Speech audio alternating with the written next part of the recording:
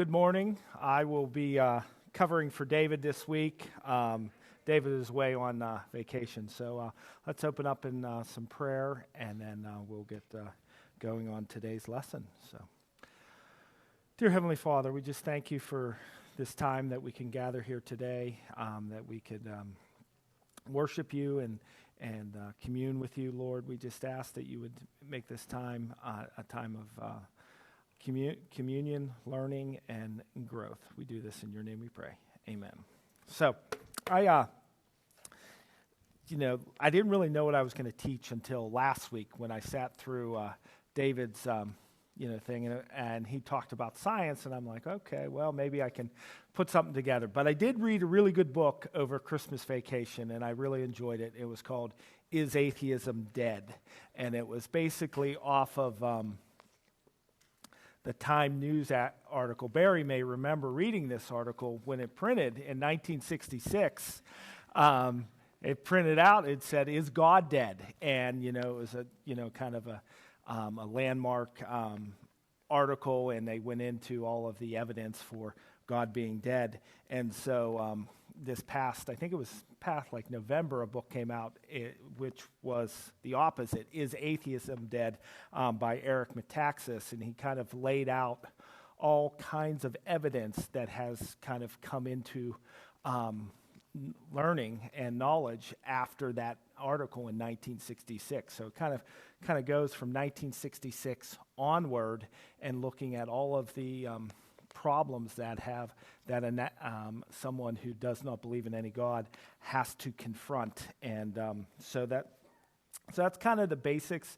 The book goes through a lot more depth, obviously, than we're going to cover in a 30-minute Sunday school lesson. I recommend the book. It is very interesting and thought-provoking. And I always like to read people who are much smarter and brighter than me that can take complex thoughts and drill it down and help a mere layman understand some things. So that will be our primary text that we'll be looking at. And he, just to kind of as like a kind of an introduction to it, he wrote the most downloaded article from the Wall Street Journal in history as kind of like a little opinion piece in December of, I think it was December 25th, 2014. And this is still the most downloaded, I think it may be the most downloaded news article ever in the history. So this is kind of like a little introduction to some of the thoughts and main ideas that we'll be looking at, and then we'll kind of, sure. And I'll pass out a little outline that we have to work through too.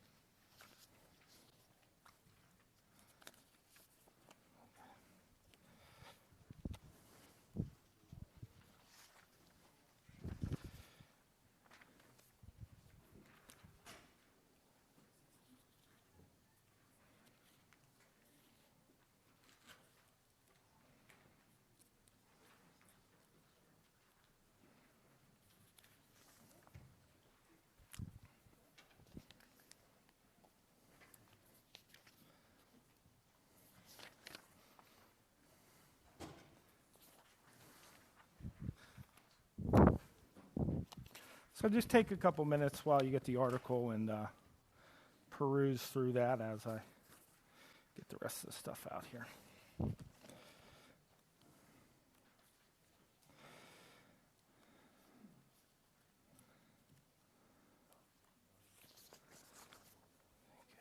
one more.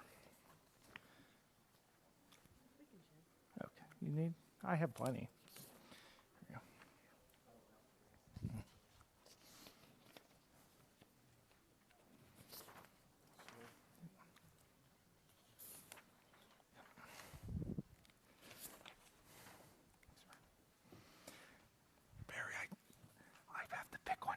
So you don't ask me any difficult questions.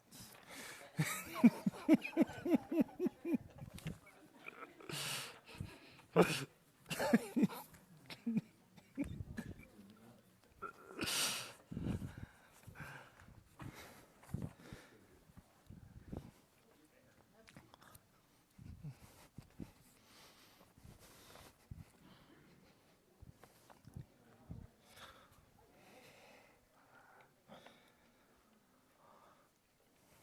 take a minute, read through there, and we'll ask you a couple introduction questions, and then we'll get going.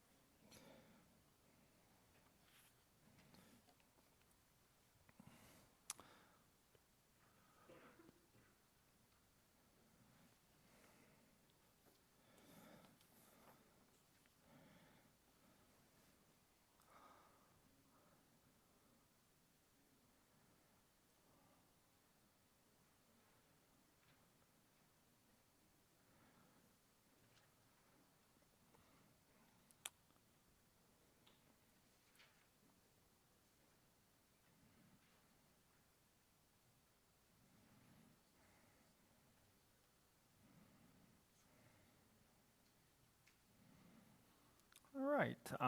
So anything jump out to you in the article? May anyone read the article before? Is this so it is the most downloaded article in the history of the internet, I'm pretty sure. Either that or the Wall Street Journal. I can't remember which preface it was. But why do you think it was the most downloaded article? Why did it, he tells the story. As soon as he wrote the article, he was away skiing, and some stranger in New Hampshire came up and just had a long conversation about it and was so compelled by some of the ideas and recognized him and recognized the article. And why do you think it created such it kind of went viral? What was the force that created it to go viral?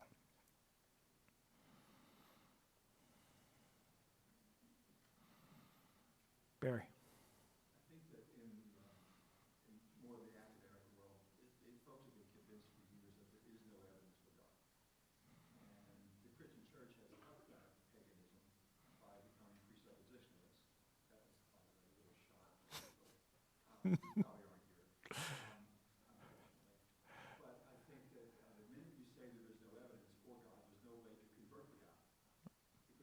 no reason for seeking Christ.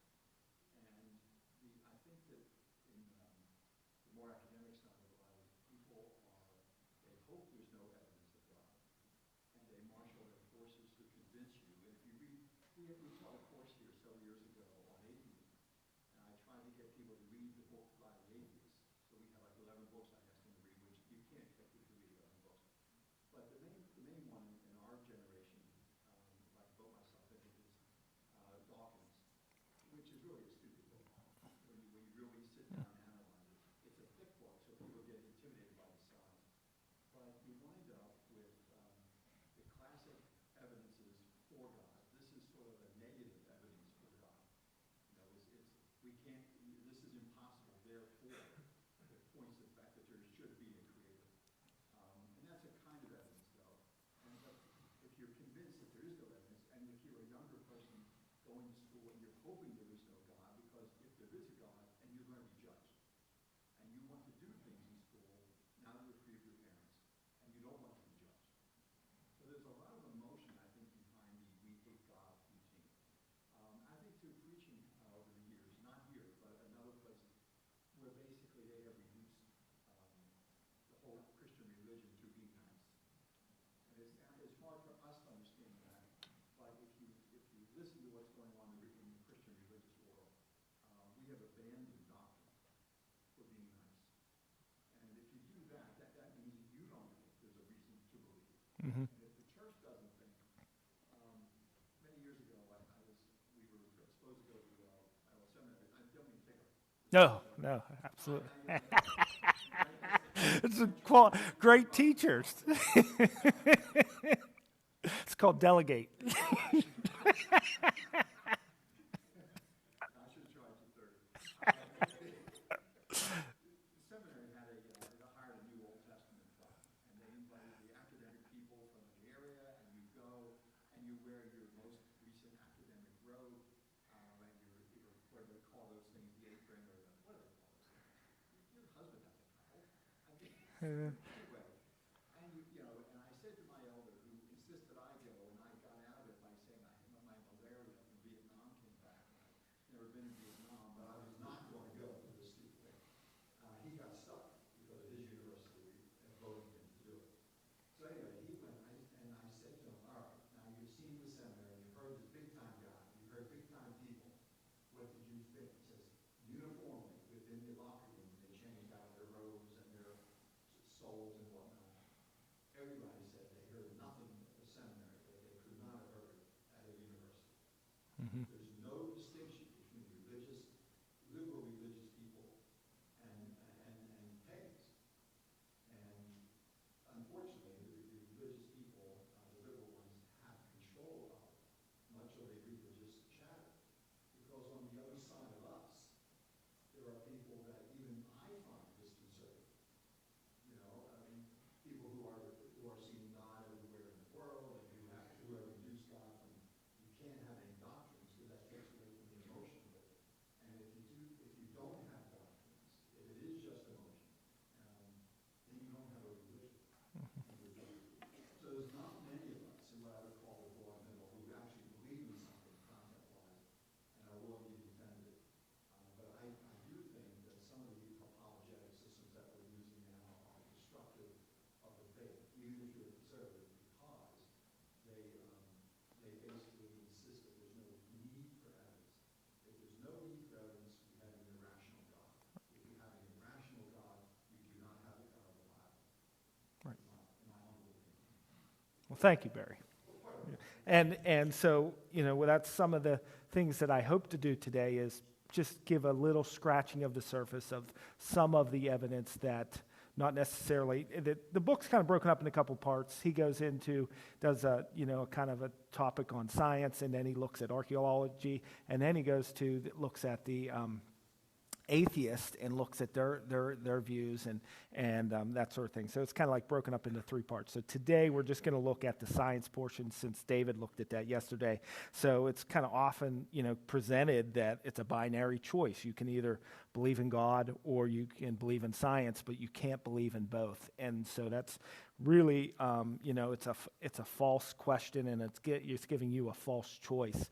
And so today we're kind of hopefully going to show you how you can actually believe in science and believe in God. And actually it takes a little bit more faith, and you have to be a little bit more illogical to believe in that this all happened by a random chance, that it just kind of came into being and this just happened. You are actually taking a greater leap of faith than to believe in, a creator God who created this for a purpose. And so those are kind of, some of the ideas that we're going to look at.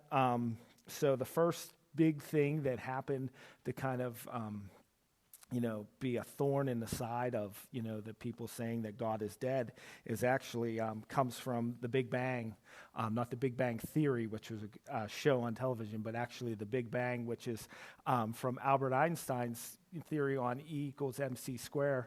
And basically before that time, they believed in the stable universe theory, that the universe was a constant, that it had no beginning and no end. And with the Big Bang Theory, now it's kind of interesting, Albert Einstein didn't initially want to acknowledge that his theory kind of presented that, because he didn't like all of the implications for it. And it was, some names you may learn that kind of pushed him, like Hubble with the Hubble telescope, pushed him into that area of acknowledging that the Big Bang does convey this idea that there was a beginning to the universe. And so that's kind of the first thing. And it was finally proven for, no longer a theory, but more of a, they still argue, they create other ideas, because it goes back to a lot of what Barry said, is there's implications for this, and so often the implications we don't always like to acknowledge. So if there is a being who is able to create this universe, and also that being has prescribed moral behavior and connotations with that, we would like to maybe believe that there's actually millions of multiverses that exist rather than just one universe. And so that's another theory that often is, like right now in 2022, that they present as the alternative to the Big Bang. But in 1964, what was discovered, as the story goes, these two scientists had this really annoying hissing on at their scientific lab, and they couldn't figure out what this kind of wave and hissing was. And so through experiments and trying to kind of get rid of this noise that they kept hearing, they discovered basically background radiation, and that kind of proved that the Big Bang occurred. So that was kind of an accidental discovery.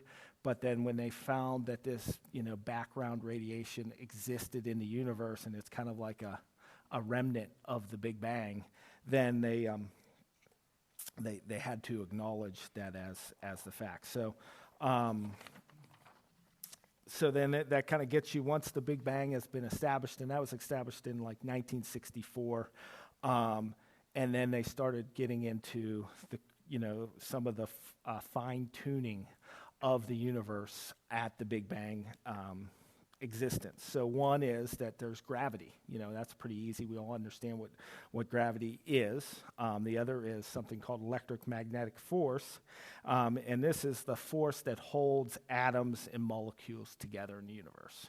So that's just, we know there's some type of force. Why do these atoms and molecules stay together? Well, it's because it's something called electromagnetic force. And then there's something called a strong nuclear force. And this is a force that holds the protons and neutrons inside the atoms together. And then finally, there's a weak nuclear force, which is like the radioactive decay and the reactions in the universe. So these are just like the four kind of basic forces of the Big Bang. And so where did these forces come from? Is kind of a question. Okay. Well, we do know that when the Big Bang occurred, 1/1,000,000th of a second after the Big Bang, these four forces were established. Just instantaneously, as soon as the Big Bang occurred, these four forces, and these are verifiable laws of the universe. The universe would not exist if any of these, and we'll get into that a little bit more detail, but the universe would not exist if any one of these forces were maybe slightly stronger, slightly weaker, and all of those. But if these forces did not happen 1/1,000,000th of the second after the Big Bang, they would not occur. The universe could not exist in any state. The first kind of, showing this kind of fine-tuning, they often say, of the universe is that if the strong nuclear force, that's the force that holds protons and neutrons together, was 2% weaker, it would not be strong enough to hold the protons and neutrons together, and so you would have a universe of entirely all hydrogen, and basically none of the heavier elements and that sort of thing, and so you couldn't sustain life. It's a carbon-based universe, and so you would not have any of those elements if it's 2% stronger. However, if it was 0.03% stronger, this would cause all of the protons and neutrons to attract each other too much. And so basically it would create an element of only heavy elements, and therefore you couldn't have hydrogen, you couldn't have water or any of these things. And so there's this really, really detailed, sophisticated design and tuning of that force in the universe, which happened 1/1,000,000th of a second after, all of this, matter and energy came into being out of nothing. The second item would be the electromagnetic force. This is the force that allows, chemical reactions to occur for, proton or electrons to move from one element or one molecule to another. So basically, scientists have kind of come down to there being 22 elements for life to exist. These are kind of like the life-sustaining elements. They require electrons to leap from one molecule or one atom to another, and they orbit around there. So if this force is too weak, electrons will leave way too easy, okay? And so you'll have tons of reactions. There's not enough force to kind of hold these molecules and these items together.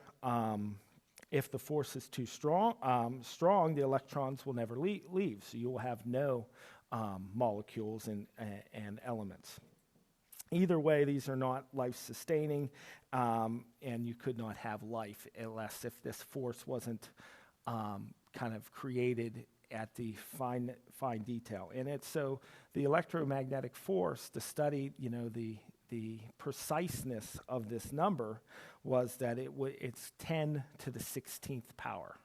So basically, that's how precise that electromagnetic force is, to allow elements to leave and to not be, but not to be so weak that it goes, it's too easy to leave. And so that's 10 with 16 zeros behind it. So another kind of very precise development. Now, so these are all kind of, things that now scientists have now started to see. And then so obviously we can understand that, we can see that there's a preciseness and there's a purpose in all of these numbers. And then the third big element of the Big Bang, and there are actually many, many, many more. Like scientists have come up with, I think now it's like 250 finely tuned elements in the Big Bang. So these are just like three big ones that he picked out and explained. And I'm probably not explaining it as good as I could because I don't teach science. Maybe we should have had Kelly, cover this class. But it's another example of delegating. So it's the relationship between gravitational and electromagnetic force. So this is kind of, you got gravity and you got electromagnetic force, and it's got to be balanced between it. Okay, so for the universe to exist, you need to have really big stars, okay? You need to have some medium-sized stars, and you need to have small stars, okay? Because all of the elements in the world that exist are all created in the Big Bang. All energy and matter were created in that. So the really, really large stars create iron. That's where all of the iron in the universe is created. And they're actually the only stars that produce iron, okay? And so, just kind of, iron is in the DNA of plants, animals. It's also used to produce hemoglobin in our blood. And so there's just a plethora of uses for that. So if you had too strong of a gravitational force, you would have a universe of all large stars, and so you would create all iron. However, if you have a universe of smaller stars, like the mid-sized stars, it would be like an example of our sun, you need these because they burn at a constant rate at the same time. So it's kind of these large stars get really, really big. You have a supernova, and they explode, creating all of that. And so you need the medium-sized stars to kind of create sunlight and all of these other elements that these stars do. I'm a little vague on all of the purposes of that. But the balance between small stars, large stars, it is, they've calculated this force between gravitational force and the electromagnetic force is 1 to the 40th power.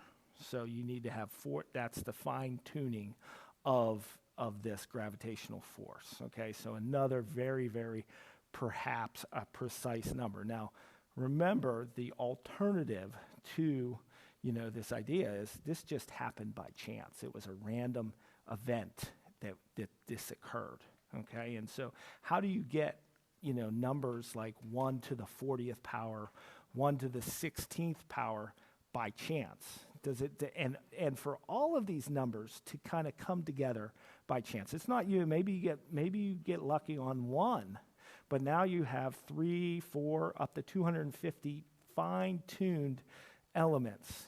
250 fine-tuned elements that they are all precisely measured. If it's 0.3% stronger, 2% weaker, it doesn't work, and that's just one element. So when you start thinking, because the alternative view is, hey, the universe has a beginning. That's proof, okay? There is a beginning, okay?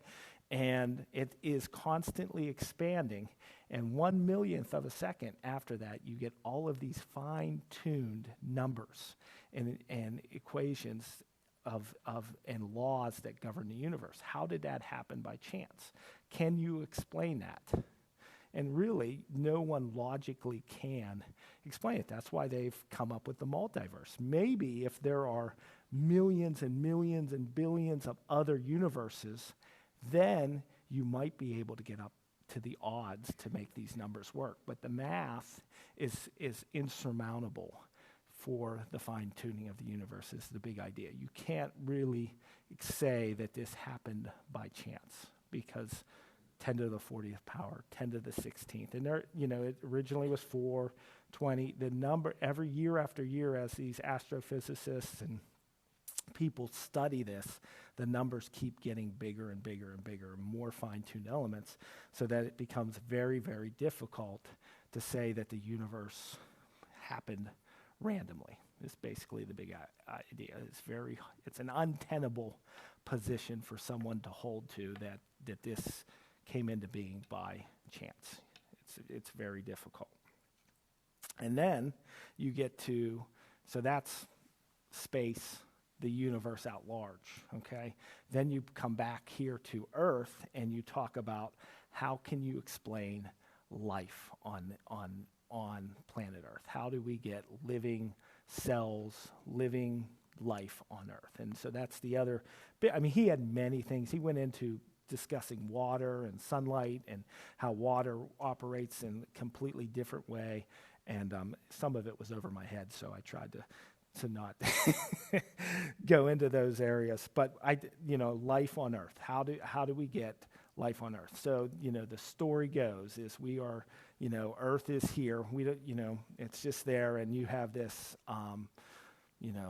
big planet, and it's, basically they explain it as like this primordial prebiotic swamp of just molecules kind of running around the universe. And all of a sudden, poof, we get life. Okay, and so the first kind of saying that how that could happen, and for them to write that article in 1966 to say God was dead, was this experiment called the Miller-Early experiment in 1952. And so basically these professors took some water, methane, ammonia, and hydrogen. They would say all of these molecules were on the Earth at that time. And then they ran electricity through it. And whoa, they got an amino acid. And they said, okay, well, that's it. Case solved. We have one amino acid, which is a building block for life. And so if we give it enough time, we got an amino acid. From the amino acid, you're going to get proteins, you're going to get carbohydrates. And then eventually, somehow, these proteins or carbohydrates are going to line up together to form the first form of life. And so that was the story, okay, in 1952. And so since that time, scientists in the university have been studying to kind of see, okay, how that works. However, over those last, I guess that would be 70 odd years now, many problems have emerged with that assumption that you get amino acids and then you go there. So the first big one was in 1953, 1 year after this experiment, we discovered DNA, okay, and RNA. And so that was kind of, incredibly complex signature of life that emerged. And it's not just simplistic, but it's perfectly aligning of amino acids, proteins, and carbohydrates, and all of these things form together to create one cell. And we also had the view of the cell of just basically being a membrane and a protoplasm in the inside of that, okay? And so we didn't understand all the inner functions of what actually happens in the machine of the cell in 1952. And then we didn't realize that, like, okay, we have amino acid, and it's right here. So they just kind of assumed, well, that will just exist forever on this, planet in this prebiotic swamp, and then, this amino acid can join with this one, and they can form proteins. But when they started doing that, they realized that these molecules, these organic molecules, degrade rapidly, very fast. Like RNA, for example, degrades within hours at room temperature. So one of the things for this assumption to work is we need lots of time for life to evolve naturally on this planet, maybe billions and billions of years.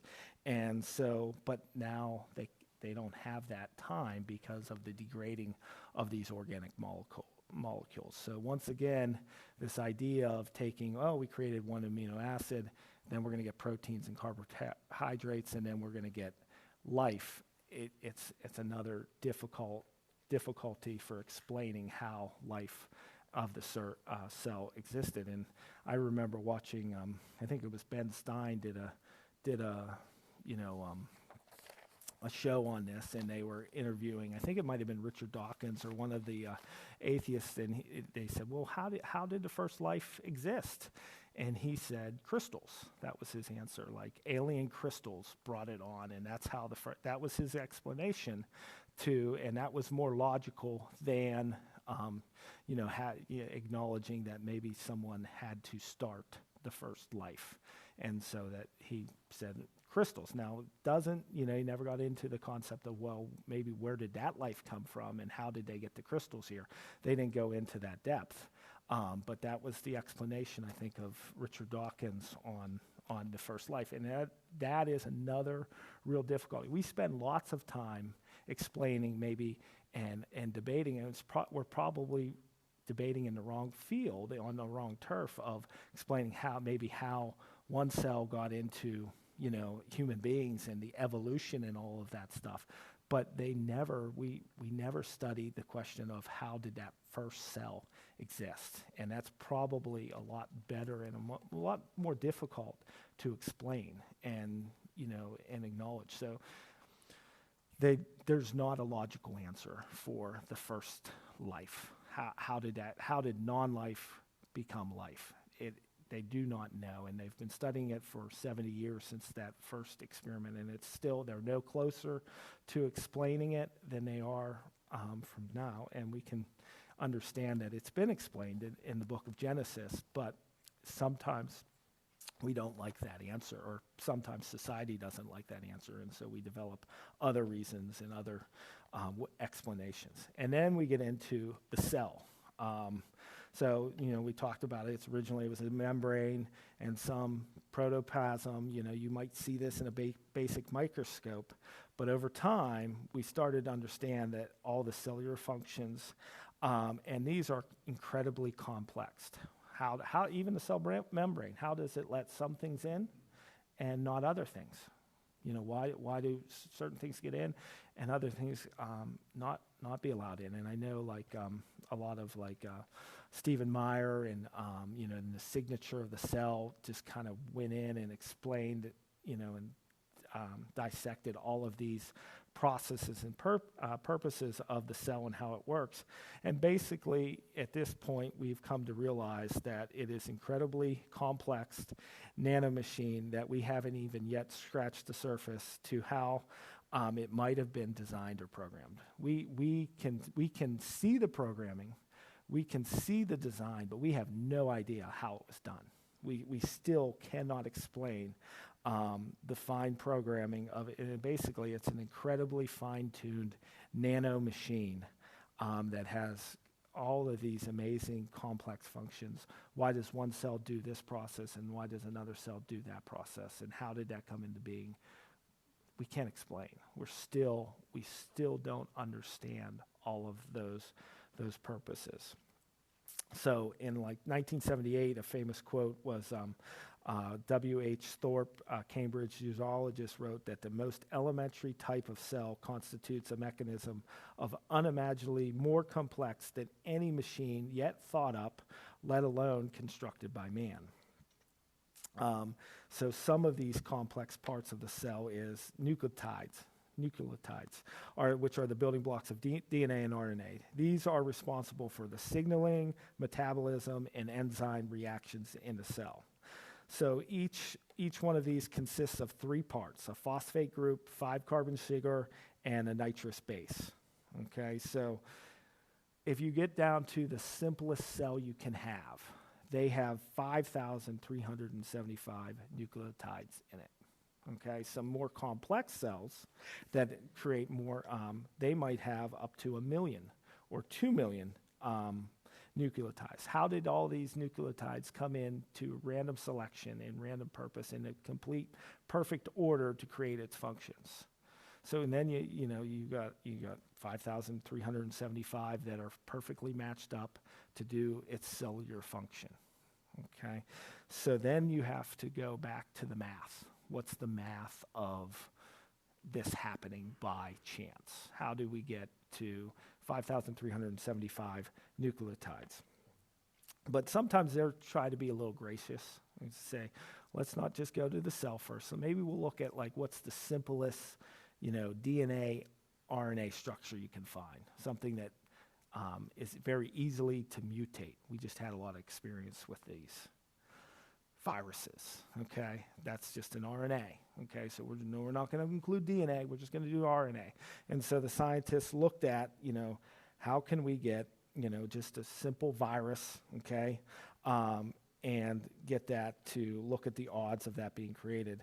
And so just the concoction of a virus that would have 250 genes in it, okay, and all of the corresponding proteins, okay, the odds of that randomly occurring in this cosmic soup and you get just a virus is basically the number is 1 to the 150th power, Okay, so that's one, just to get a virus, the first virus you need to have for that to randomly mutate. So that's 150 zeros, okay, for that to occur, just to get a virus.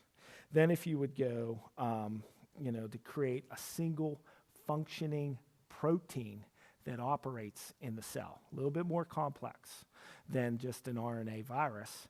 And Stephen Meyer, who has done a lot of work with this, and this randomly occurring out of nothing would be 1 to 164th power, just one protein. Now think of how many there are. There are 5,375 nucleotides, which are basically proteins.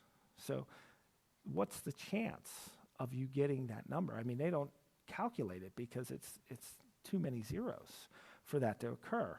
And remember, we are the irrational person for believing that there was a creator God who created this out of that for a purpose. And in the beginning there was God, and he created this. But we're irrational for believing that, no, this is more of a logical answer for that. And so part of the purpose of, kind of going into this is, to show that we don't need to shy away from science. We don't need to shy away and think our belief is illogical. It's actually the other way around, is the illogical belief, and not that you need to pound people on the head. It'd be gracious and winsome in doing that, but it's an untenable position to do that. And the book is, filled with examples of that.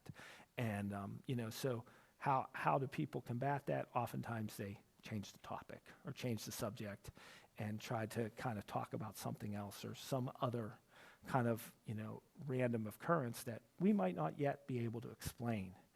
But, there's some really, really hard things that basic building blocks of, like, how did life start on Earth? How did the universe start? And explain how those ideas were created. And that's probably where, if you can't explain the beginning, we probably shouldn't argue about some of the other things. We got to start at the very beginning, life and universe, and where did those come into being? And those are, kind of things. And then he goes into the book. It's interesting. If you're interested in the topic, I recommend it. But he goes into the archaeological and just showing the validity and the,